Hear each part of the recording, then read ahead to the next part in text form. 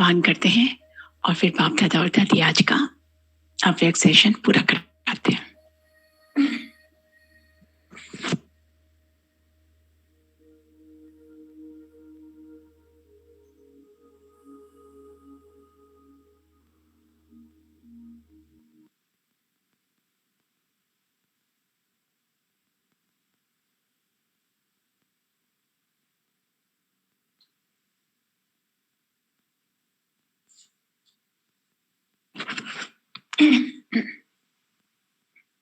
ओम शांति। देखिए, मुरली बाबा ने पूरी करवा दी थी, आज हमको लेने हैं क्वेश्चन आंसर। एक थोड़ा सा रिवाइज कर लेते हैं, है ना। बाबा ने स्मृति स्वरूप का दिन का महत्व बताया, क्यों वरदानी दिवस कहा जाता है ये बताया, और बच्चों को 4 वरदान दिए। फिर बच्चे किस रूप में पापा से 18 जनवरी को मिलने जाते हैं। फिर बाप दादा की रूह रेहान बताई। फिर ब्रह्मा बाबा क्या देख रहे थे, 2 तरह के बच्चे देखे, एक तो समान बनने वाले, दूसरे वो जो स्नेही है लेकिन समान नहीं बन पा रहे हैं।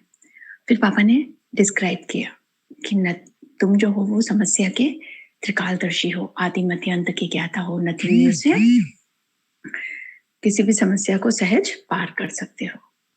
और पापा ने क्या कहा, पापा ने कहा कि समस्या से घबराना नहीं, समस्या आने पर घबराने से क्या होता है, टाइम वेस्ट होता है, और समय गंवाने से नंबर पीछे हो जाता है। फिर पापा ने कहा स्मृति दिवस को समर्थी दिवस बनाना है, नहीं पापा समान बनना। तो बाप दादा की आशा है कि बच्चे क्या करें, ब्रह्मा बाप समान बने। और उसके बाद फिर पापा ने उन बच्चों से बात की जो जिन्होंने 3 बार पृथ्वी का पापा को अपना स्थान सफल किया था। बाबा ने सेवा का महत्व बताया। बाबा ने कहा कोई भी ये नहीं किया, बाबा ने कहा भाषण करने वाला और बर्तन मांजने वाला सेम मार्किंग है, यदि आप श्रेष्ठ स्थिति में योग युक्त होकर सेवा करते हो। फिर बाबा ने कहा महत्व को जानने से महान बनो, महत्व रखकर महान बनो। सेवा का महत्व रखने से महानता प्राप्त कर लेते हैं। ऑलराउंडर सेवादारी बनने को बाबा ने कहा है, और बाबा ने कहा है जो जितना सफल करते हैं वे उतना मालिक बनते हैं, और समय के पहले सफल करना ही समझदारी है। फिर बाबा ने वरदान दिया राजयोग योग युक्त कौन है, जिनको स्नेही बनने का गुह्य रहस्य पता है। और स्नेही बनने के लिए क्या करना है, केवल पापा के स्नेही बनना है। केवल पापा राजी हो जाए तो बाकी की दूसरी आत्माएं ऑटोमेटिकली राजी होती है। फिर पापा ने स्लोगन दिया है, जो निमित्त है वो जिम्मेवारी संभालते भी हल्के हैं। भारीपन निमित्त जो आत्माएं हैं उन्हें महसूस नहीं होता। तो चलिए क्वेश्चन आंसर लिखते हैं। पहला प्रश्न है यूजुअल, कौन किससे मिलने आया है और क्या देखा। कौन किससे मिलने आया है और क्या देखा।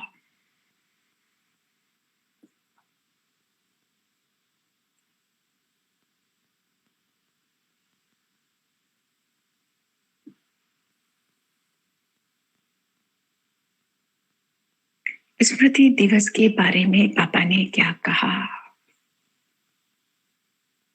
स्मृति दिवस के बारे में पापा ने क्या कहा। सेकंड क्वेश्चन,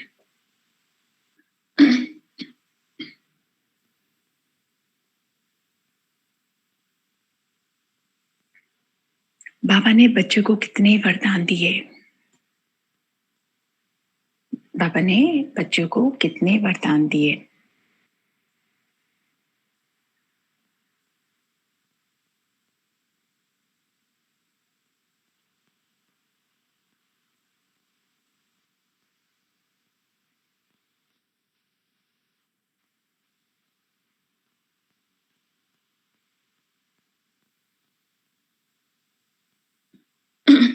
लिखा आप सबने? जी दीदी। फिर नेक्स्ट क्वेश्चन, बच्चे किस स्वरूप में बाबा से मिलने गए। बच्चे किन स्वरूपों में बाबा से मिलने गए।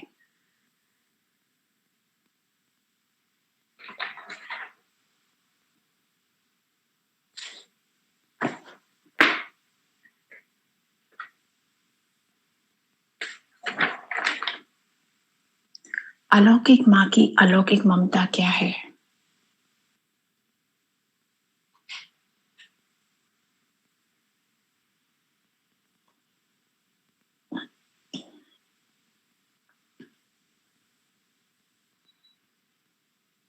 जी। ब्रह्मा बाबा को कौन याद आ रहा था? किस तरह के बच्चे याद आ रहे थे?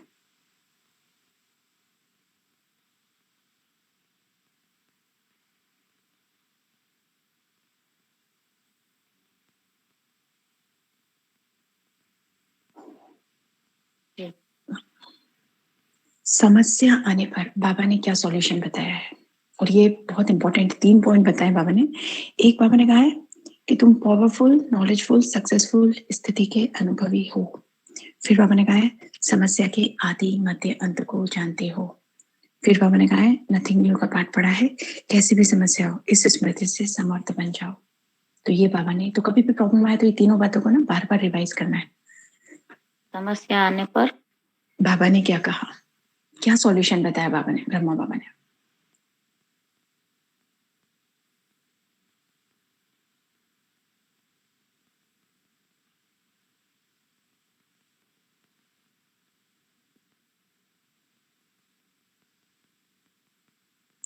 स्नेह का प्रत्यक्ष फल क्या है? स्नेह का प्रत्यक्ष फल क्या है?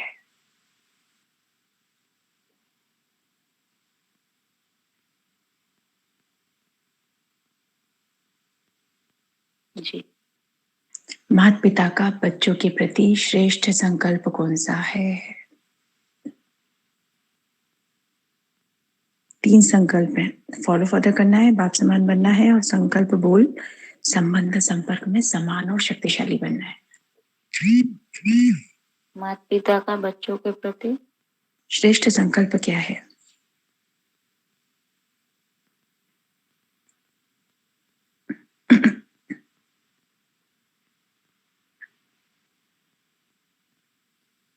सेवा का क्या महत्व बताया बाबा ने?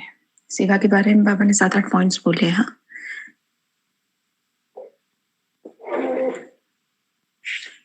6th और 8th पैरा में पूरा आंसर है, 6th और 8th पैराग्राफ में इसका आंसर है। फिर बाबा ने क्या लक्ष्य दिया है, कैसा सेवाधारी बनना है?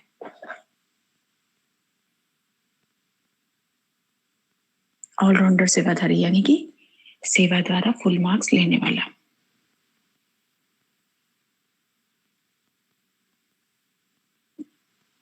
कितने क्वेश्चन हुए? बाबा ने सेवाधारी बनने के लिए क्या लक्ष्य दिया है? कौन सा सेवाधारी? 12 हुए, 12 नहीं, आगे 11 हुए, 12वां चालू है। 11 हुए थे। 11 एक बार फिर रिपीट करना प्लीज। लास्ट वन क्या? लास्ट वन, बाबा ने सेवाधारी बनने में क्या लक्ष्य दिया है? तो क्या लक्ष्य दिया है बाबा ने? ऑलराउंडर बनने का। ऑलराउंडर बनना है ना, सेवा की फील्ड में हर सब्जेक्ट में फुल मार्क्स लेना।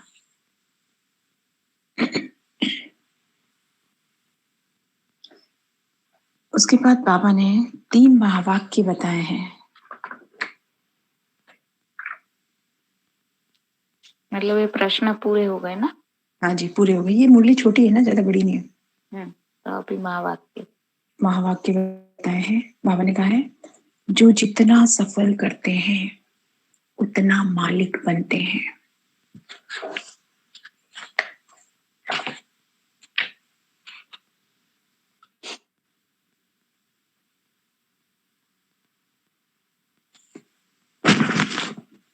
जो जितना सफल करते हैं उतना मालिक बनते हैं।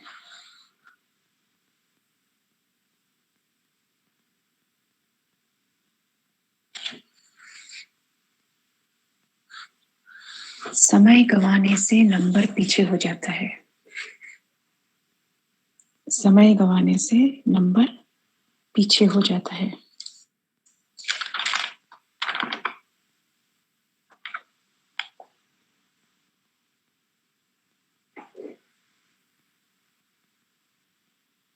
तीसरा बाबा ने बताया हर समय सेवा की विधि के महत्व को जानकर महान बनो।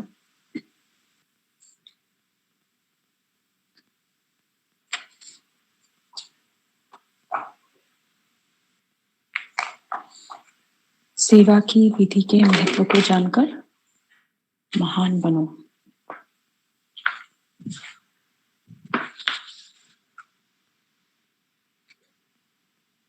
फिर बाबा ने सम्मान दिए हैं।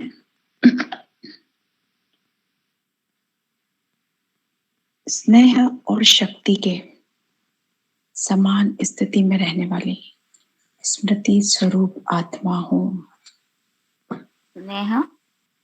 स्नेह और शक्ति के समान स्थिति में स्थित रहने वाली स्मृति स्वरूप आत्मा हूं।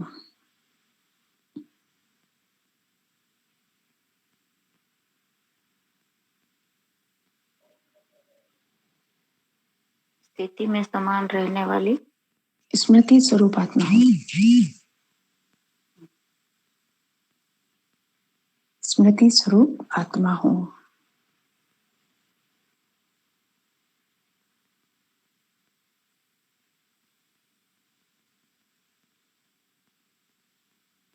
जी हर दीदी सबसे वापिस बोलो ना एक बार। स्नेह और शक्ति में समान स्थिति में रहने वाली स्मृति स्वरूप आत्मा हूं।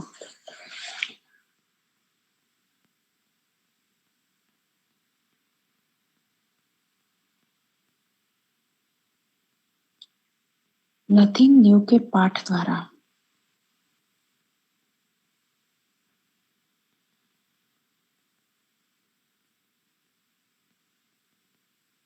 नथिंग न्यू के पाठ द्वारा बड़ी से बड़ी समस्या को सहज पार करने वाली समर्थ आत्मा हूं।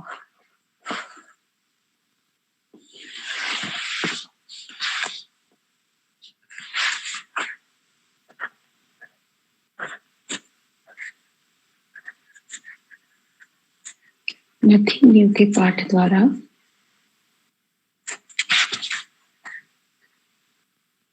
बड़ी से बड़ी समस्या को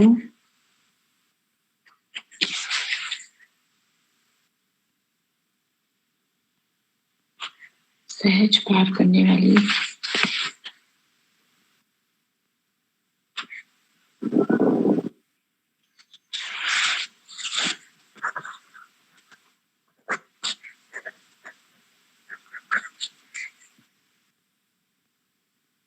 समर्थ आत्मा हूं।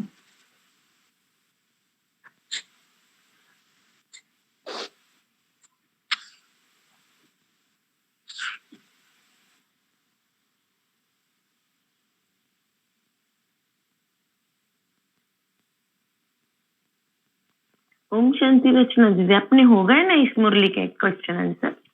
हाँ जी, हाँ जी, हाँ जी। हाँ।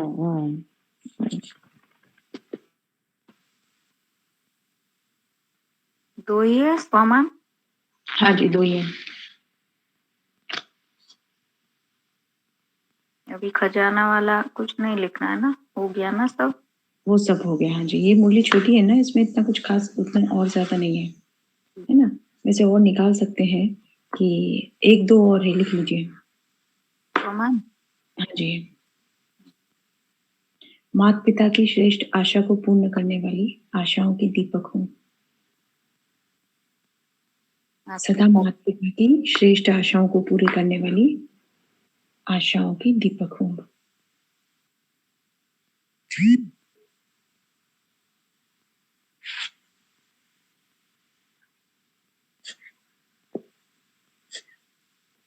आशाओं को पूर्ण करने वाली आशाओं की दीपक हूँ।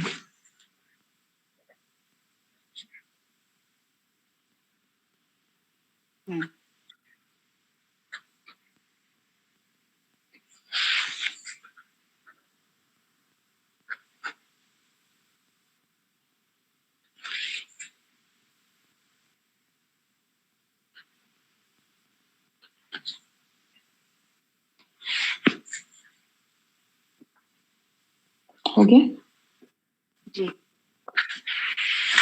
तो अभी कल की मुरली शुरू करें। फिर कल की मुरली का चिंतन थोड़ा सा ले लेते हैं, चलेगा ना? दीदी इसकी हेडलाइन क्या है? जी जी ले सकते हैं। इसका टाइटल है स्नेह और शक्ति की समानता। स्नेह और शक्ति की समानता।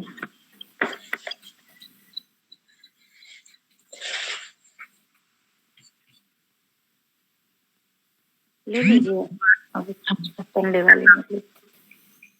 देखिए कल की मुरली थी, कल की मुरली बाबा ने बहुत गहरी मुरली चलाई। माइक म्यूट कर लीजिए प्लीज। कल बाबा ने बहुत गहरी मुरली चलाई है, बहुत गहरी, इतनी गहरे गहरे राज खोले हैं बाबा ने। और कल की मुरली की ओरिजिनल डेट है 3 फरवरी 88। 3 फरवरी 88। और मुरली का टाइटल है ब्रह्मा माता पिता की अपने ब्राह्मण बच्चों के प्रति 2 शुभ आशाएं।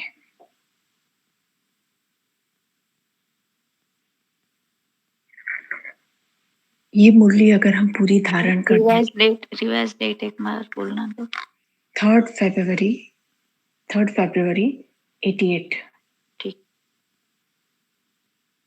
ये मुरली यदि हम पूरी धारण कर लेते हैं तो पुरुषार्थ में बाबा कितना आगे ले जाएंगे। इस मुरली को धारण करने का लक्ष्य रखना ही है, क्योंकि बाबा ने इतने सूक्ष्म इसमें नियम बताए हैं कि जो बिल्कुल हमें धारण होनी चाहिए। बहुत माइन्यूट और गहरी गहरी बातें बताइए। इस मुरली को जैसे जैसे ये होती जाएगी ना, वैसे वैसे इसको पूरी ये याद हो जानी चाहिए। याद करने वाली मुरली है ये पूरी। तो देखिए बाबा कह रहे हैं, विश्व की सर्व आशाओं को पूरा करने वाले बाप दादा अपनी शुभ आशाओं के रूहानी दीपकों को देख रहे हैं। सबकी आशा पूरी करते हैं बाप दादा, विश्व की सभी आत्माओं की। और वो खुद की शुभ आशाओं को पूरी करने के लिए किसको देख रहे हैं? हम बच्चों को देख रहे हैं। सोचो कितने भाग्य हैं कि भगवान के एक्सपेक्टेशन हमसे है। वो जो पूरी दुनिया के एक्सपेक्टेशन पूरी करता है वो हमसे एक्सपेक्टेशन रखता है। कितनी हमारे लिए भाग्य की बात है। तो बाबा ने कहा जैसे बाप सबकी आशाएं पूरी करते हैं, बच्चे भी बाप की शुभ आशाएं पूरी करने वाले हैं।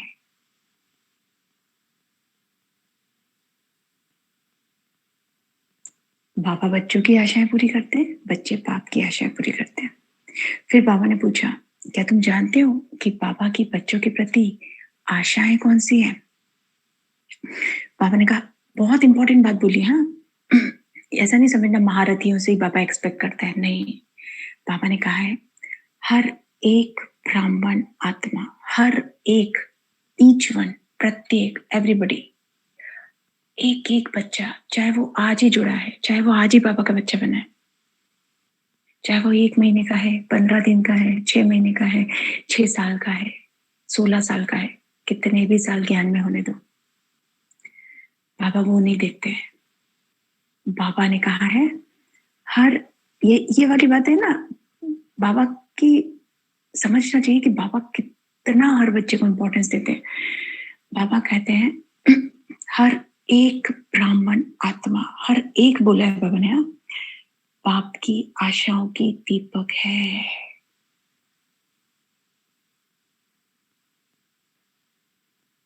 दीपक अर्थात सदा जागती ज्योत। और जागती ज्योत यानी जो ज्ञान योग में रेगुलर है। जागती ज्योत यानी जो धारणा स्वरूप है। जागती ज्योत का अर्थ होता है गुण स्वरूप। जागती ज्योत का अर्थ होता है ऑलवेज अलर्ट। जागती ज्योत का अर्थ होता है अटेंटिव, है ना। तो बाबा ने इतने सारा टाइटल हमको इनडायरेक्टली दे दिए हैं। सदा जगा हुआ दीपक प्यारा लगता है ना, मतलब जो दीपक जो अच्छा सा जलता है, एक टक। देखो आप दिवाली पे जो दिए एकदम एक टक जलते हैं, कितने सुंदर दिखते हैं। अगर बार बार टिमटिमाता हो तो कैसा लगेगा? कभी बुझ रहा है, कभी कम हो रहा है, कभी ज्यादा हो रहा है, तो आपने कहा फिर कैसा लगेगा, सोचो। तो बाप की सर्व आशाओं को पूर्ण करने वाले जगमगाते हुए, जगमगाने का मतलब क्या है? एक रस स्थिति, अच्छा लडोल अवस्था, ऐसे बच्चे बाबा को, ऐसे बच्चों को देखकर बाबा हर्षित होते हैं। तो ध्यान रखना है हमेशा अपनी स्थिति पर। हमारे लिए सबसे ज्यादा इम्पोर्टेंट हमारी स्थिति है। बातें आएंगी, बातें जाएंगी, परिस्थिति आएगी, परिस्थिति जाएगी, पेपर आएंगे, पेपर जाएंगे, लेकिन मेरी स्थिति वो भगवान आकर बनाता है। और मेरी स्थिति से बहुत सेवा होती है। तो मुझे कुछ भी हो जाए, मेरी स्थिति डाउन नहीं करनी है, खुश रहना है। स्थिति एकदम शक्तिशाली, अचल और अटोल रखनी है। अचल का मतलब होता है जो हलचल में नहीं आए। अडोल का मतलब होता है फ्लक्चुएशन नहीं होना, स्टेबल रहना एकदम। तो ऐसे बच्चों को देखकर मतलब ये सोचना, अगर मेरी स्थिति ऊपर नीचे हो रही है तो मेरा दीपक जो है ना वो क्या हो रहा है, टिमटिमा रहा है। बाबा को कैसा लग रहा होगा मुझे देखकर? बाबा को तो एक जैसे चलते हुए दीपक पसंद है। तो अपनी स्थिति को एक रस बनाना, यानी बाबा मैं रहना सबके साथ है, कनेक्शन सबके साथ है, शुभकामनाएं सबके प्रति है, लेकिन वो जो अंदर की रग है ना, वो जो गहरा कनेक्शन है ना, वो आंतरिक प्यार जो है ना, वो जो इंटरनल इंटेंसिटी वाला प्यार केवल बाबा से, वो किसी देहदारी से नहीं। ये ध्यान रखना है कि मेरे अंतःकरण में जिसकी करंट हो वो केवल बाबा हो, बस ये। तो इसको बोलेंगे एक रस स्थिति। सहारा केवल बाबा, एक्सपेक्टेशन केवल और केवल बाबा से ही। बिल्कुल नहीं सोचना कि ये कर देगा वो कर देगा, आहा नीचे वालों से मतलब ही नहीं है मुझे, टॉप वाले से मतलब है मुझे। नीचे वालों को तो मैं देने के लिए आई हूं। सारे एक्सपेक्टेशन मेरे किससे हैं? केवल केवल केवल बाप दादा से, उसके अलावा कोई नहीं। ये हमें बुद्धि में ना ऐसे फिक्स कर लेना है।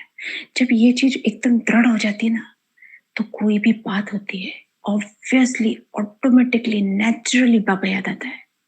देहदारी पे तो बुद्धि जाती नहीं है, क्योंकि हमने हमारी बुद्धि को ऑलरेडी इन लोगों से डिटैच किया हुआ है। प्रैक्टिस लगती है। थोड़ी सी बात हुई बेटी को बोलेंगे, थोड़ी सी बात हुई युगल को बोलेंगे, कोई जरूरत नहीं, सबसे पहले उसको बोलेंगे तुम्हारा काम है, देख लो किससे कराना है करा दो। हर बात जब हम बाबा को बोलने की आदत डाल लेते हैं तो हमारा पूरा करता धरता वो हो जाता है। फिर हमको आदत पड़ जाती है हर बात पहले उसको बताने की, और फिर हमारा हर काम निर्विघ्न संपन्न होता है, हर टास्क निर्विघ्न होती है। और यही बाबा चाहते हैं। फिर बाप दादा रू रिहान कर रहे थे। नेक्स्ट पैराग्राफ, फर्स्ट पैराग्राफ में इतना है, फिर नेक्स्ट पैरा में बाप दादा रूह रिहान कर रहे थे। तो विजन लाना है सूक्ष्मतन का। सूक्ष्मतन है, चैतन्य ठंडक है। देखो आपा, ये जब भी आता है ना मुरली में बाप दादा रूह रिहान कर रहे थे, तो ये विजन देखना है। और ये विजन देखते देखते जब हम मनन करते हैं ना, इतना अद्भुत अनुभूति होती है, योग भी हो जाता है ना। तो क्या देखना है? सूक्ष्मतन को लाओ आप। 1000 चंद्रमा की चांदनी की उजास है जहां पर, पूर्णिमा की चांदनी की उजास है, वो पूर्णिमा वाली चंद्रमा की लाइट बहुत वाइट शाइनी लाइट है। चैतन्य आनंद है, चैतन्य शांति है, चैतन्य ने लाइवलीनेस, जीवंतता है उस शांति में। क्यों जीवंतता है? क्योंकि बाप दादा वहां है और ब्रह्मा बाबा, और उनके सामने उनके ही दूसरे स्वरूप में बैठे हैं प्रकृति में शिव बाबा, आमने सामने। हीरे की चेयर्स दे दो उनको, सारे हीरे के मोती मानेंगे, बड़ी सुंदर से बहुत ही कीमती सतयुग वाले वो गद्दियां हैं, और उस पे दोनों बैठे हैं आमने सामने। विजन दिख रहा है, बहुत सुंदर परम आनंद की वाइब्रेशन है। और वहीं बाजू में ना मैं बैठी हूँ, अपने आप को भी देखो, इनकी रूरियान के बीच में मैं हूँ, बीच में बोले तो साइड में, और निहार रही हूँ, कभी ब्रह्मा बाबा को निहार रही हूँ, कभी शिव बाबा को देख रही हूँ। और उस सिचुएशन के, उस मोमेंट के सारे वाइब्रेशन मुझ में समा रहे हैं। आप सोचो स्थिति कितनी पावरफुल होगी। नंबर 1 और नंबर 2 आमने सामने 100% एंड 99% के बीच बातचीत हो रही है। ब्रह्मांड का नियंता और सृष्टि नियंता आपस में बात कर रहे हैं।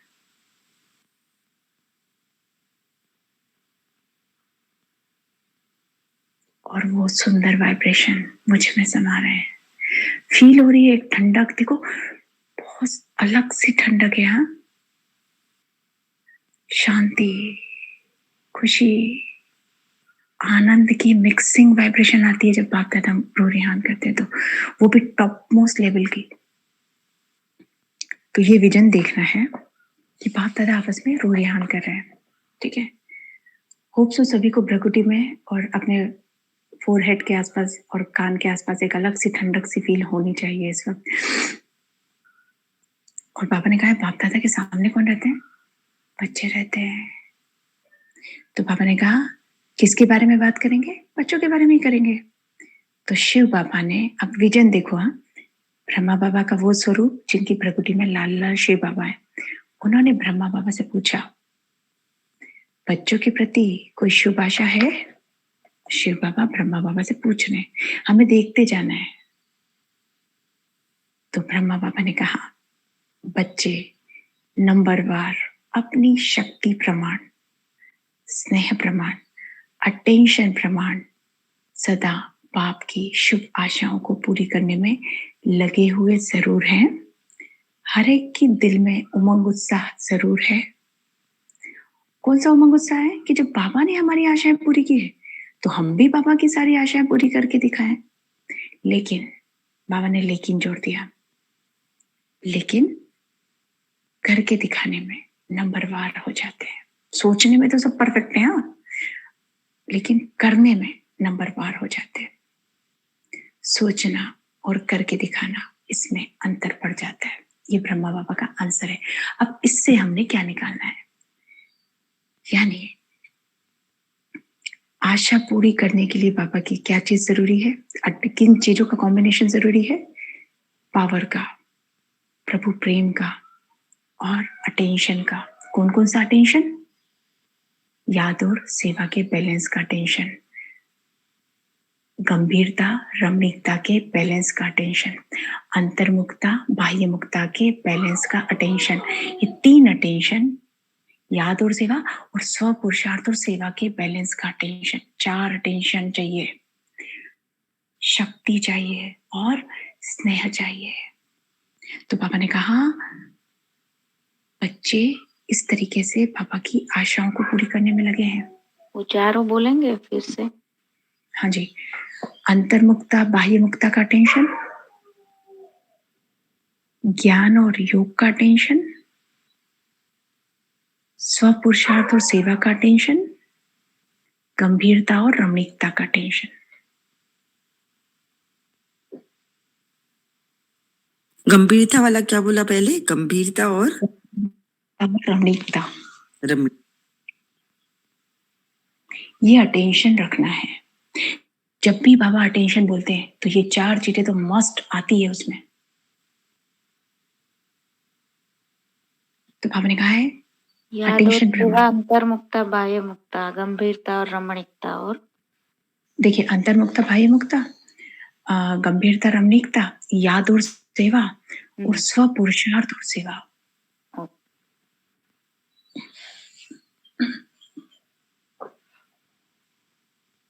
तो इसके अकॉर्डिंग हमको बाबा की आशाओं को पूरा करना है। ये 3 चीजें लगेंगी, 3 कॉम्बिनेशन, पावर का, प्रेम का, अटेंशन का। फिर बाबा ने कहा उमंग उत्साह भी जरूरी है कि जब बाबा ने हमारी आशाएं पूरी की है तो हमको भी तो करनी है ना। पर बाबा ने क्या कहा? सोचने में तो सब बहुत हाइप में सोचते हैं, लेकिन करके दिखाने में बाबा ने कहा अंतर हो जाता है। फिर बाबा ने कहा कुछ मेरे बच्चे ऐसे भी हैं जो सोचते भी हैं और करके भी दिखाते हैं, लेकिन बाबा ने कहा सारे बच्चे ऐसे नहीं हैं। अब क्यों नहीं है उसका बाबा ने कारण बताया। बाबा ने कहा देखो, जब तुम बाबा के प्यार को याद करते हो, बाबा ने तुमको क्या क्या प्राप्तियां कराई है उसको याद करते हो कि बाबा में क्या थी और बाबा ने मुझे क्या बना दिया, मेरे जीवन को बाबा ने कहां से कहां पहुंचा दिया, मुझे क्या शूद्र के जीवन से बाबा ने कितने टॉप लेवल पर लिया है। जब आप ऐसा सोचते हो तो बहुत प्रेम बाबा का आपके दिल में इमर्ज होता है, और जब वो प्यार इमर्ज होता है तो बहुत उमंग में आ जाते हो, और जब बहुत उमंग में आ जाते हो तो अंदर ऐसी लहर उठती है संकल्पों की, लक्ष्य की, कि बाबा ने जो बोला है ना वो तुम्हें करके दिखाऊंगी। फिर बाबा ने कहा लेकिन जब प्रैक्टिकली फॉर्म में आते हो ना, जब तुम सेवा में आते हो, संगठन में दूसरी आत्माओं के संपर्क में आते हो, तो क्या हो जाता है, संकल्प और कर्म समान हो जाता है। अर्थात उमंग उत्साह तो उतना ही रहता है, पर कर्म में आते समय तुमको जो पेपर आते हैं ना, कौन कौन से पेपर आते हैं, संगठन में जो आत्माएं हैं उनके संस्कारों के पेपर, माया के पेपर यानी अपनी ही कमजोरी की फेसिंग, और प्रकृति यानी शरीर द्वारा आए हुए जो पेपर हैं वो तुमको मुश्किल अनुभव कराते हैं कि जो बोला है वो करना जरा मुश्किल लगता है। इसलिए जो तुम बहुत प्यार से जो संकल्प करते हो ना बड़े बड़े, वो परिस्थितियां और संस्कार करने में अंतर डाल देते हैं। यानी तुम जितनी एनर्जी के अकॉर्डिंग जितना ऊंचा सोचते हो उतना ऊंचा कर नहीं पाते हो। कारण क्या है, सिचुएशन और तुम्हारा खुद के संस्कार, खुद के भी संस्कार और दूसरी आत्माओं के भी संस्कारों के कारण क्या होता है, तुमको मुश्किल अनुभव होती है। फिर बाबा ने कहा है, फिर तुम पता है क्या सोचते हो, ये नहीं होता ना बहुत अच्छा रहता था।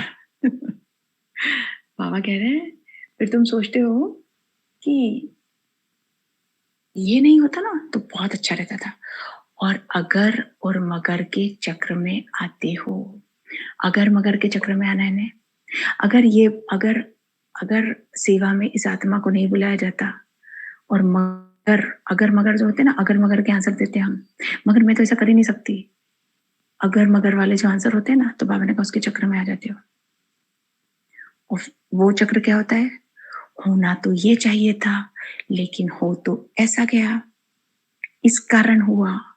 बाबा ने कहा जब तुम इस चक्र में आते हो तो तुम जो उमंग उत्साह का संकल्प करते हो ना कि मैं बाबा के लिए ये करूंगी वो करूंगी, बाबा को तो मुझे इतना सब कुछ रिस्पॉन्ड देना है, बाबा की तो इतनी आशाओं को पूरी करना है। बाबा ने कहा जब प्रैक्टिकली करते हो ना उसमें डिफरेंस हो जाता है। यानी कि जितने ज्यादा हाइप में तुम टारगेट रखते हो, करते वक्त उस परसेंटेज में नहीं कर पाते हो। तुमने 100% सोचा है ऊंचा, लेकिन करते वक्त फिर तुम 60, 65, 70% पे आ जाते हो। उसका कारण क्या है, उसका कारण है सर्कमटेंसेस, संगठन में आत्माओं के संस्कार, माया और प्रकृति। प्रकृति यानी प्रकृति दोनों तरीके हो सकती है, शरीर की प्रकृति हो सकती है, बाहरी प्रकृति हो सकती है। बुलाया है, बारिश हो रही है, सेवा के लिए बुलाया है, बारिश हो रही है, अरे दीदी बारिश हो रही है कैसे आऊं, ये क्या हुआ, प्रकृति को इंपॉर्टेंस दे दिया।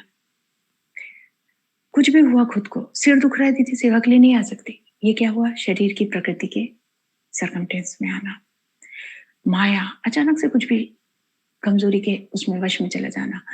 आत्माएं, कोई ऐसी आत्मा हमारे साथ संगठन में आ गई जिसके और हमारे मैचिंग नहीं होता है, जिसके साथ हम कंफर्टेबल फील नहीं करते, जिसको हम हर बार दरकिनार करते हैं। अब ऐसी आत्मा संगठन में हमारे साथ कंटिन्यू घंटों है, तो उसके संस्कारों पे बार बार ध्यान जाता है जो हमें पसंद नहीं है। तो ये भी क्या हुआ, प्रैक्टिकल कर्म में अंतर है ना। तो इस तरीके से बाबा ने उसके बाद अब आगे ना, बाबा ने आज बहुत टाइम बाद, मतलब जब से मैं आत्मा हूं, फर्स्ट टाइम शिव बाबा और ब्रह्मा बाबा में डिफरेंस बताया है। ये मुरली में मतलब 3rd पैराग्राफ में बाबा ने क्या बताया, आप देखो क्या डिफरेंस बताया बाबा ने। बाबा बच्चों को 2 आशाएं सुना रहे थे, कौन से बाबा, ब्रह्मा बाबा। और क्यों सुना रहे थे? ब्रह्मा बाबा क्यों सुना रहे थे? शिव बाबा क्यों नहीं सुना रहे थे? क्योंकि ब्रह्मा बाबा को बच्चों को साथ लेके भी जाना है और बच्चों के साथ में पूरे कल्प रहना भी है। शिव बाबा तो साथ ले जाएंगे, पर राज्य में और सारे कल्प में शिव बाबा साथ नहीं रहेंगे। पहला डिफरेंस, ब्रह्मा बाबा बच्चों के साथ रहेंगे, साथ दोनों ले जाएंगे, लेकिन ब्रह्मा बाबा बच्चों के साथ रहेंगे, शिव बाबा बच्चों के साथ नहीं रहेंगे। दूसरा डिफरेंस, ब्रह्मा बाबा सदा साथ रहने वाले हैं और शिव बाबा साक्षी होकर देखने वाले हैं। ये दो डिफरेंस बाबा ने आज बताए हैं मुरली में, शिव बाबा और ब्रह्मा बाबा में। देखो बच्चों के ऊपर ही ये दोनों के डिफरेंसेस है। एक दो साथ दोनों ले जाने वाले, लेकिन एक साथ रहने वाला है, एक साक्षी होकर देखने वाला है। एक जो है वो सदा साथ रहने वाला है, एक जो है वो राज्य में और कल्प में साथ नहीं रहने वाला है। तो बाबा ने कहा अंतर है ना, इसीलिए आशाएं किसकी है? बच्चों के प्रति, केवल और केवल ब्रह्मा बाबा की। शिव बाबा तो साक्षी है, बाबा के भी एक्सपेक्टेशन, लेकिन ब्रह्मा बाबा के ज्यादा है क्योंकि उन्हें बच्चों के साथ रहना है। फिर बाबा ने कहा ठीक है, जिम्मेदार दोनों है। देखो बाबा ने इस चीज को भी क्लियर किया। बाबा ने कहा जिम्मेवार दोनों है, शिव बाबा भी जिम्मेवार है और ब्रह्मा बाबा भी जिम्मेवार है, लेकिन ब्रह्मा बाबा को बच्चों के प्रति शुभकामनाएं, शुभ आशाएं ज्यादा इमर्ज रहती। क्यों? क्योंकि साकार रचता ब्रह्मा बाबा है। और बाबा ने यहाँ पे बहुत सुंदर एग्जाम्पल, बहुत बड़ा महावाक्य बोला है, साकार रचता को साकार रचना के लिए स्वतः ही स्नेह रहता है। साकार रचता को साकार रचना के लिए स्वतः ही स्नेह रहता है। इसमें सब आ गया। बाबा ने कहा बच्चे माँ बाप दोनों के होते हैं। बाबा ने कहा मैंने पहले भी सुनाया था, शिव बाबा ने सुनाया था। कौन सी मुरली में सुनाया था? ये स्नेह और शक्ति की मुरली में सुनाया है बाबा ने। जो बाबा बोल रहे हैं ना, मैंने पहले भी सुनाया था, स्नेह और शक्ति की मुरली में सुनाया। क्या सुनाया है? बच्चे माँ बाप दोनों के होते हैं, लेकिन फिर भी माँ का विशेष स्नेह बच्चों से रहता है। क्यों? क्योंकि पालना करती है ना, इसलिए माँ का स्पेशल, जैसे ब्रह्मा बाबा का स्पेशल बच्चों से, बाबा ने बताया ना ब्रह्मा बाबा का विशेष स्नेह है, तो बाबा ने कहा माँ का विशेष स्नेह रहता है। तो क्यों? बाबा ने कहा क्योंकि संस्कार कौन सिखाता है? माँ सिखाती है। पालना कौन करता है? माँ करती है। इसी कारण माँ की ममता गाई है। पिता की ममता कहीं नहीं गाई है, माँ की ममता गाई है। क्यों? ममत्व माँ में क्यों होता है? क्योंकि जान लगा के पालना करती है, संस्कार बढ़ती है बच्चे में। तो बाबा ने कहा है ये जो ममता है, जो ब्रह्मा बाबा की ममता है बच्चों के प्रति, और हमने देखा है ममता क्या है ब्रह्मा बाबा की? अलौकिक ममता। स्नेह और शक्ति में आंसर है उसका। क्या आंसर है? अलौकिक ममता क्या बताइए? मेरा हर बच्चा राजा बने, प्रजा बनाने वाला बने, प्रजा ना बने। ये बाबा की अलौकिक ममता है ना।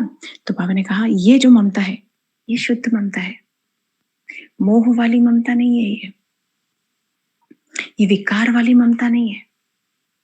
फिर बाबा ने दूसरा महावाक्य यहाँ पे बोला है, जहां मोह होता है वहां परेशान होते हैं।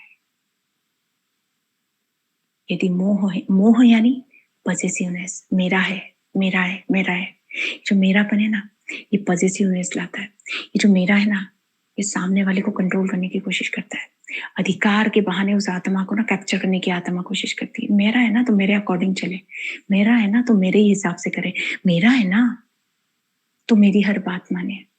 तो दूसरी आत्मा बोझिल हो जाती है, उसकी स्वतंत्रता खोने लगती है। तो बाबा ने कहा जहां मोह होता है वहां परेशान होते हैं, और जहां रूहानी ममता होती है जैसे ब्रह्मा बाबा की है, तो बाबा ने कहा चाहे तुम इसको रूहानी ममता बोलो या स्नेह बोलो, वो होगा तो माँ को बच्चों के प्रति शान होगा। माँ बड़ी बच्चों पे प्राउड फील करेगी, परेशान कभी नहीं होगी अपने बच्चों से। तो ब्रह्मा बाबा बच्चों से दो आशाएं रखते हैं। कौन सी? एक बाप प्रति आशा, यानी शिव बाबा के अकॉर्डिंग आशा रखी है ब्रह्मा बाबा ने बच्चों से, और दूसरी ब्राह्मण परिवार के अकॉर्डिंग बच्चों से बाबा की आशा है। शिव बाबा के प्रति बच्चों के प्रति ब्रह्मा बाबा की आशा क्या है कि जैसे बाप दादा साक्षी है, साथी है, ऐसे बाप दादा समान साक्षी साथी समय प्रमाण दोनों पाठ सदा बजाने वाले महान आत्मा बने। यानी बाप दादा समान साक्षी और साथी बने। और जैसे ही जो सिचुएशन आती है, जहां साक्षी होना है वहां साक्षी रहे, जहां साथी होना है वहां साथी बने। तो ये ब्रह्मा बाबा की पहली आशा है। उसके बाद का कर लेते हैं, है ना। तो इसमें इस तरीके से बाबा ने पूरा डिटेल बताया है। आगे की जो मुरली है वो बहुत बहुत गहरी है। बाबा ने बड़े बड़े बहुत सूक्ष्म नियम बताए हैं। तो अभी तक की मुरली में क्या सीखा है हमने कि हमको कभी भी अगर मगर के चक्कर में नहीं आना है। ऐसा होता तो ऐसा होता, ये जो हम बोलते हैं ना, ऐसा वैसा यदि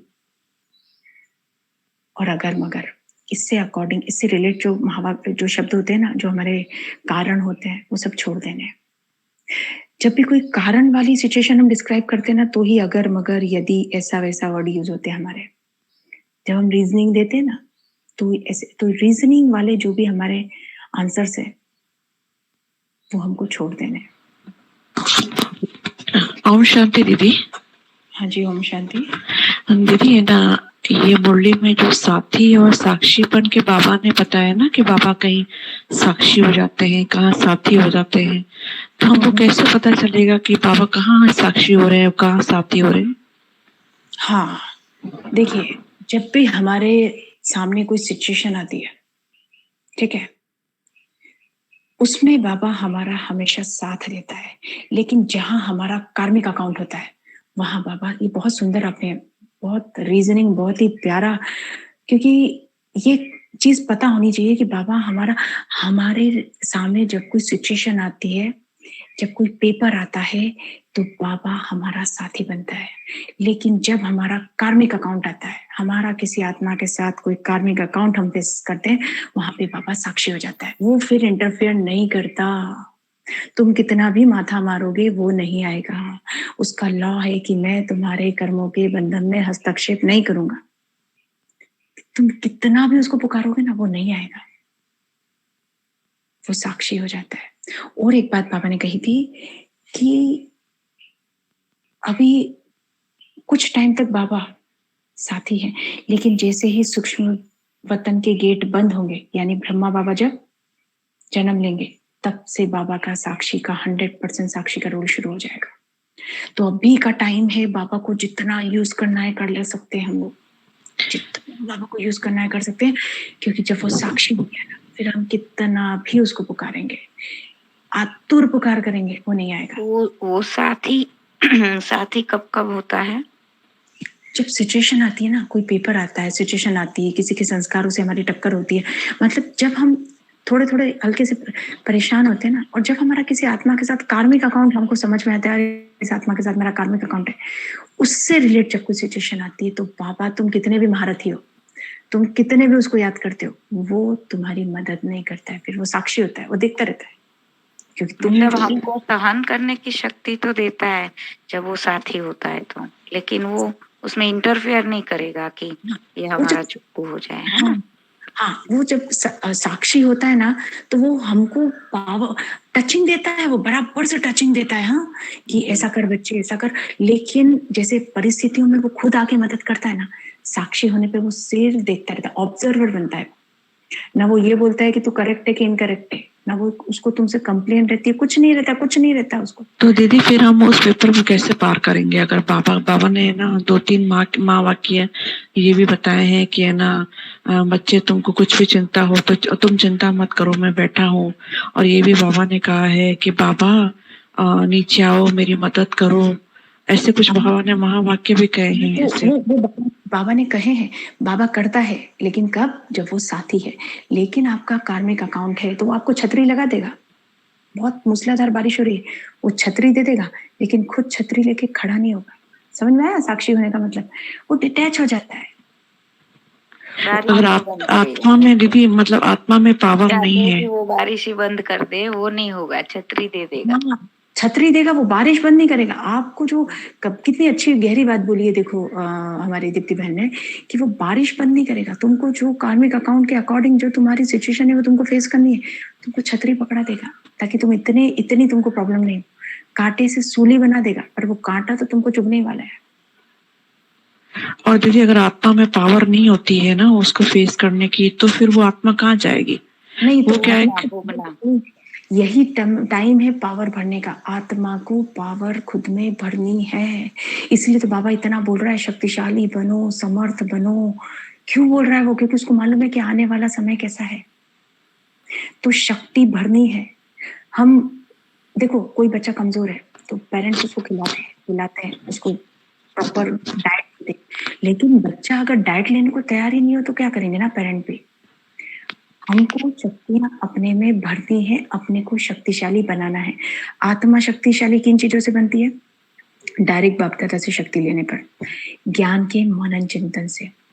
और ये दो बातें हैं, ज्ञान की शक्ति से और याद से। और कुछ हो रहा है तो समान बोलते रहो, बहुत ताकत आती है। किसी को दुआएं देते रहो, बहुत ताकत आती है। सबके प्रति शुभ भावना शुभकामना रखो तो शक्ति आती है। तो ये 5 तरीके हैं शक्ति को लेने के, पर सबसे डायरेक्ट तो लेनी ही लेनी है। मुरली में शक्ति देता है वो। मुरली को क्या सुनना है? मुरली को जब हम विधिवत सुनते हैं ना, इतनी पावर आती है।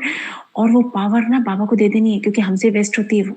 मुरली में इतनी पावर भरती है। नहीं दीदी, वापस इसको क्लियर करो ना प्लीज। वापस क्या बोल रहे हैं कि बाबा को कैसे देनी है? देखिए, तो डायरेक्ट बाबा से लेनी है जी। डायरेक्ट बाबा से शक्ति लेनी है जी। बाबा की शक्तियां मुझ में समा रही हैं। बाप दादा के हाथ जब वो रखते हैं ना तो भी बहुत शक्ति जाती है। तो डायरेक्ट बाप दादा से शक्ति लेनी है।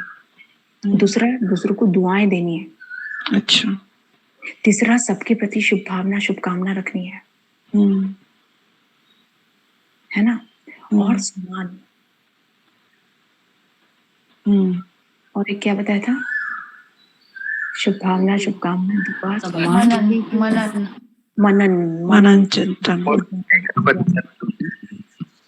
मनन से बहुत शक्ति मिलती है। मनन तो करना ही चाहिए, पता है इतनी ताकत आ जाती है आत्मा में, बहुत ताकत आती है। दीदी एक बार सिखाओ ना। एक बार आपकी मैंने कल क्लास सुनी थी मनन चिंतन की, जिसमें बाबा ने 4 विधियां बताई थी। वो आपकी क्लास मैंने सुनी, लेकिन दीदी मैंने बहुत कोशिश की करने की, लेकिन मुझसे हुआ नहीं। अच्छा ठीक है, हम लोग है ना रोज थोड़ा थोड़ा कर देखते हैं बाबा कैसे कराते हैं, तो थोड़ा 1-2 बार प्रैक्टिस हो जाएगी ना, फिर इजी जाएगा वो। जी एक बार आप प्लीज कराओ ना। हाँ जी बिल्कुल, ठीक है ना। थैंक बाबा यू दीदी। रिकॉर्डिंग करते हैं तब करते हैं, है ना, बाबा कराते हैं। चलिए अभी बाबा ने एक और महावाक्य यहाँ पे बोला है कि साकार रचता को साकार रचना के लिए स्नेह रहता है। ये बहुत बड़ा महावाक्य है।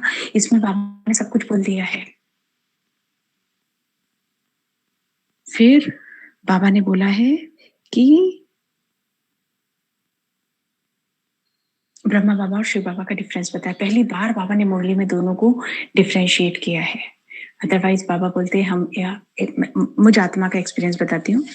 क्या हुआ था, जब अव्यक्त बाप दादा आते हैं ना, तो बुके देने की सेवा बाबा ने मुझे दी थी। तो अचानक ही यहाँ देखो, कभी कभी क्या होता है, माया कैसे अटैक करती है आपका। इसको बोलते हैं रॉयल ईश्वरीय माया जो बोलते हैं ना, वो कैसी होती है देखो। अचानक बुद्धि में आया, अरे एक बुके कैसे दूं? शिव बाबा भी है, ब्रह्मा बाबा भी है, 2 बुके लेना चाहिए। देखो बुद्धि कि प्यार दोनों के लिए है ना, लेकिन ये भूल गई आत्मा कि वो दोनों एक है। उस वक्त पापा का ये माया ने क्या किया, ईश्वरीय रूप में आई, ईश्वरीय प्यार के रूप में आई।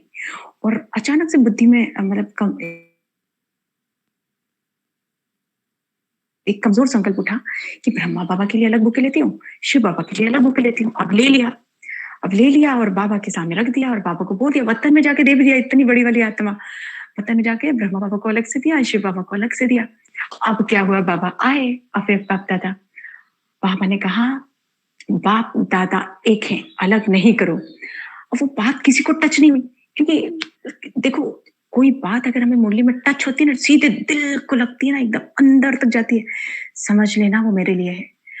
और मुझे तो वो ऐसा ठक बैठा। और बाबा ने बहुत उससे बोला था, एकदम बोलते हैं ना, एकदम क्या बोलते हैं उसको, एकदम जिगर से बोलते हैं ना, हम कोई बात बिल्कुल ठोक पीट के कोई बात बोली जाती है ना एकदम दृढ़ता से। बाबा ने कहा था बाप दादा एक है, अलग नहीं करो। अरे मैंने कहा बाबा गलती हो गई, उसके बाद से एक ही बुके लाती हूँ। तो ये देखो, ये सटल सटल बातें होती हैं। और ऐसे माया देखो ईश्वरीय रूप में आती है। अभी माया कोई अलग से नहीं आने वाली, माया ईश्वरीय रूप में आएगी। माया दिखेगा हमको कि तो बाबा का ही है, लेकिन वो उसको पहचानना पड़ेगा। इसके लिए परखने की शक्ति रोज बाबा से उसको शार्प करना है। अभी मनमोहिनी दीदी का महीना चल रहा है, मनमोहिनी दीदी की परखने की पावर बहुत पावरफुल थी, तो उनसे परखने की शक्ति, परखने में परफेक्ट भव, ये वरदान ले लेना है रोज, ठीक है ना। तो इस तरीके से बाबा ने आज इतनी सुंदर मुरली चलाई है, तो आज का सेशन यहीं फिनिश करते हैं और बाकी आगे की मुरली कर लेते हैं, ठीक है। चलो रचना दीदी पॉइंट बोलते हो, 4 पॉइंट दूसरे को प्रति शुभ भावना शुभकामना, वो 4 पॉइंट वो दूसरे, और 3 पॉइंट आत्मा शांति लाने के लिए, शक्ति लाने के लिए। हाँ, एक तो डायरेक्ट बाप दादा से लेना, एक मनन चिंतन करना, एक दुआएं देना, एक शुभ भावना, एक शुभकामना रखना, हाँ है ना, और और दुआएं देना, सम्मान करना, एक सम्मान करना, सम्मान का अभ्यास, 5 चीजें हैं, ठीक है। दीदी कल जो वरदान के लिए बोला था ना, वरदान सफल करने के लिए 2 वरदान बोले थे बाबा से नहीं करने, वो एक बार दोबारा बता देंगे, करा देंगे।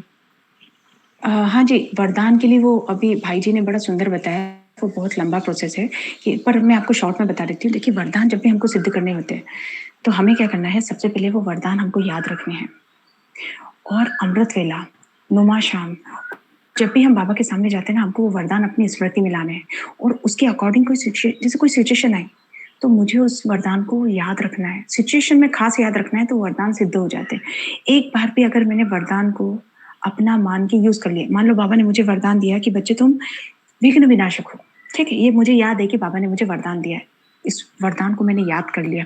और मान लो मेरे सामने कोई सिचुएशन आई है, मान लो मैं सेंटर जा रही हूँ, गाड़ी खराब हो गई है, ठीक है, अब मैं या तो, अब मेरे पास सिचुएशन है, उस वक्त मुझे अगर वरदान याद होगा तो मैं क्या सोचूंगी, उसी वक्त मैं सोचूंगी कि अरे मैं तो विघ्न विनाशक हूँ, कोई बात नहीं, ये प्रॉब्लम आई है, मैं तो विघ्न विनाशक हूँ। ये सोचते ही या तो कोई मुझे खुद सेंटर ड्रॉप कर देगा, या मैं खुद ही अचानक ऑटो वाला आ जाएगा। मतलब जैसे ही मैं उस वरदान को याद करती हूँ, उस वरदान से को रिलेट सॉल्यूशन मेरे सामने आ जाते हैं। ये होता है, तो समझ जाना वरदान मुझे ग्रहण हो गया। उस वरदान को जब हम पहली बार किसी सिचुएशन में अप्लाई कर लेते हैं तो वो वरदान हमारा हो जाता है। तो वरदानों को अप्लाई जरूर करना है, ये जरूर याद रखना है। पहली एफर्ट हमारी होती है, दोनों वरदान बताएंगे, हाँ जी, कल जो 2 वरदान दिए थे वो वरदान एक बार रिपीट बाबा ने 3 वरदान दिए थे बाबा ने कल। अमर भव, पुरुषार्थ नेचुरल और निरंतर हो, और एक रस अव्यक्त अवस्था हो। अब इसको कैसे करना है, देखिए, अमर भव, मैं मेरे पुरुषार्थी जीवन में अमर हूँ, मैं ब्राह्मण जीवन के नियम मर्यादाओं में अमर हूँ, ये स्मृति रखनी है। पुरुषार्थ निरंतर और नेचुरल हो, ठीक है। तो आज नेचुरली एक तो पुरुषार्थ मेरा, मतलब पहले तो स्मृति रखो कि मेरा पूरा पुरुषार्थ बहुत नेचुरल है और कंटिन्यूस है। ऐसा नहीं आज पुरुषार्थ किया, कल नहीं किया, परसों किया, नहीं किया, ऐसा नहीं। मेरा पुरुषार्थ नेचुरल और निरंतर है। और अव्यक्त स्थिति के लिए थोड़ा सा मौन में रहना जरूरी है। मेरी एक रस बोले तो बाबा याद है, और अव्यक्त स्थिति मतलब व्यक्त भाव से परे, थोड़ा टाइम मौन में रहना। उसके लिए सबसे अच्छा तरीका है अंतर्मुखी हो जाना। कुछ नहीं करना है, 10 मिनट एकदम अलार्म लगा के बिल्कुल शांत परम धाम में चला जाना है, आंखें बंद करके। इतनी सुंदर अंतर्मुखी अवस्था होती है, आपको इतना अच्छा लगेगा। हर 2-4 घंटे में ना 5 मिनट के लिए ऐसे अपने में चले जाना, बहुत सुंदर अनुभूति होती है और इतनी पावर आती है, पता है, बहुत पावर आती है। तो इस तरीके से ये थोड़ा सा अभ्यास आज स्मृति में 3 ही चीजें रखनी है। ब्राह्मण जीवन में अमर हूँ, पुरुषार्थी जीवन में अमर हूँ। मेरा पुरुषार्थ कंटिन्यूस है और नेचुरल है, मतलब मुझे एफर्ट मेरा होता ही रहता है, मुझे ऐसे एफर्ट नहीं लेने पड़ते हैं। तो ऑटोमेटिकली आप कुछ भी करोगे ना, आपका पुरुषार्थ नेचुरल हो जाएगा, और फिर अव्यक्त अवस्था रखनी है और बाबा से कंटिन्यू कनेक्शन में रहना है। ठीक है, थैंक यू दीदी। चलिए ठीक है दीप्ति बहन, अभी आज का सेशन एंड दीदी करें। दीदी अमर भाव वाला जो पहला आपने बताया, मैं मुक्ति पुरुषार्थ में अमर हूँ, दूसरा क्या बताया आपने? ओम शांति दीदी, अभी हम सब बच्चों का मन है, आप बोलते रहे और हम सुनते रहे, हमको बहुत अच्छा लग रहा है। अरे बाबा की ब्राह्मण जीवन में अमर हूँ और पुरुषार्थ जीवन में अमर हूँ। थैंक यू बाप दादा का कमाल है सब, प्रभु की लीला है ये। बाप दादा करते हैं सब। दीदी पुरुषार्थ सीखना है दीदी, पुरुषार्थ कैसे करें सीखना है ये सब कुछ। आप ना एक चीज करो, जब भी आप पढ़ने बैठो, जब भी ये चीज को ना अपने जीवन में उतार लो। जब हम ये एक नियम को जीवन में उतार लेते ना, हमको बाबा की इतनी मदद मिलती है। आप कुछ भी करो, आप भले 10 मिनट के लिए योग कर रहे हो, बाबा को नीचे बुला लो। आप मुरली पढ़ रहे हो, पहले बाबा को बुला लो। आप किसी से बात कर रहे हो, इवन फोन उठा रहे हैं ना, एक नियम होना चाहिए। मोबाइल बजता है तो उसी जैसे ही मोबाइल बजे ना, स्मृति रखो मुझे वतन में बाबा ने याद किया। हमारा मोबाइल कितनी बार बजता है, यानी कितनी बार बाबा याद कर रहा है। और जब बाबा याद करता है तो इतना पावरफुल योग को लगता है कि हद नहीं है। देखिए सारा खेल स्मृति विस्मृति का है। और दूसरा, मोबाइल जैसे ही उठाते हैं, मोबाइल को ग्रीन मतलब ऑन करने के पहले स्मृति में लाना, बाबा ये जो भी आत्मा का फोन है, इसको आपको मुझसे जो दिलाना हो वो दिला दो। ये इससे क्या होगा, बाबा हमारे कॉन्वर्सेशन के बीच में होगा। तो कभी कोई गलती मतलब बातचीत करते करते भी गड़बड़ हो जाती ना, व्यर्थ में नहीं जाएंगे और सेवा होगी। 2 चीजें एक साथ होंगी। तो ये कुछ चीजें है ना पुरुषार्थ की, हमको नेचुरल कर लेनी है। तो इसको बोलते हैं नेचुरल पुरुषार्थ। ये जो पुरुषार्थ होता है ना, ये होता है नेचुरल, कि मेरी हैबिट में आ गया है कि मुझे बाबा को हर बात में बुलाना है। और मोबाइल अभी ऐसी चीज है जिसको हम सबसे ज्यादा यूज करते हैं। वो बातें, वो साधन, वो चीजें जो हम सबसे ज्यादा यूज करते हैं, वहां पे कंटिन्यूस बाबा की प्रेजेंस रखो तो बहुत सुंदर बाबा हमसे पुरुषार्थ कराते हैं। कल मुरली में था ना, परसों की मुरली में, बाप पुरुषार्थ कराते हैं। तो ऐसी चीजें पकड़ के निकाल लेनी चाहिए कि मैं कुछ नहीं कर रही हूँ, वो करा रहा है। जब वो करा रहा है तो मुझे उसको अप्रिशिएट करना है। ठीक है, चलिए अभी बेयरफुट वॉकिंग और सन गेजिंग करना है ना। थैंक यू दीदी। बाप दादा, आज का सेशन फिनिश करते हैं। जी एक बात बोलनी थी। ये जो साथी और साक्षी वाला जो था ना, उसमें हाँ एक बात हमने एक दीदी से सीखी थी कि जो भी एक देखो स्थूल में भी किसी को सजाएं मिलती है। कोई जैसे पाप कर्म करता है तो एक तो उम्र कैद की सजा होती है या तो फिर फांसी की होती है। तो उसी बात को हम यहाँ पे अप्लाई कर सकते हैं कि जो भी हमने पाप कर्म विकर्म करके आए हैं, तो अब हमें जब बाबा मिलता है तो एक तो याद की फांसी पर लटके रहना है तो आपको असर नहीं होगी, और या तो फिर उम्र कैद माना, जहाँ बाबा रखे जैसे भोगना आए उस भोगनाओं को आप भोगते रहो, मतलब योग बल या तो भोग बल। बाकी आपको चुकतू तो करना ही है, मतलब चॉइस इज योर्स। कितनी सुंदर बात बोली है, सच में कितना सुंदर डिस्क्रिप्शन है इस चीज को। और मैं भी याद कर लेती हूँ कि अब इस तरीके की मुरली में जब अब करना है तो इस तरह का डिस्क्रिप्शन कितना मतलब सुंदर। हमें जब तकलीफ हो रही है कोई परिस्थिति को देखकर, तब सोचो कि मैं याद की फांसी पर नहीं हूँ, तो फिर मुझे अब वो सहन करके रो के कैसे भी चुकतू तो करना ही है। सही है, तो सही। ये बात हमेशा याद रखनी है कि हम बाबा को पकड़ते हैं तो ऐसे नहीं सोचे कि बाबा मिला है तो अभी भी ये परिस्थिति नहीं सुधरी, अभी भी वो सामने वाले ऐसा कर रहे, ऐसा वो करेंगे ना। चुकतू तो करना है, वो करेंगे ही करेंगे, क्योंकि वो आत्माओं को लेना है आपसे, तो वो लेंगे ही लेंगे। अब आपको किस तरह से देना है वो आपके ऊपर है। आप साक्षी हो जाओ, माना आप बाबा के साथ बैठ जाओ तो आप ड्रामा से ऊपर हो गए, तो फिर आपको सीन तो दिखेगा लेकिन असर नहीं होगी। असर नहीं होगा। बात ये है कि याद की फांसी पर लटक जाओ तो सबसे बेस्ट है, तो चुकतू भी हो जाएगा। दीदी मेरे को क्या है, भय का पेपर बहुत आता है, बहुत ज्यादा।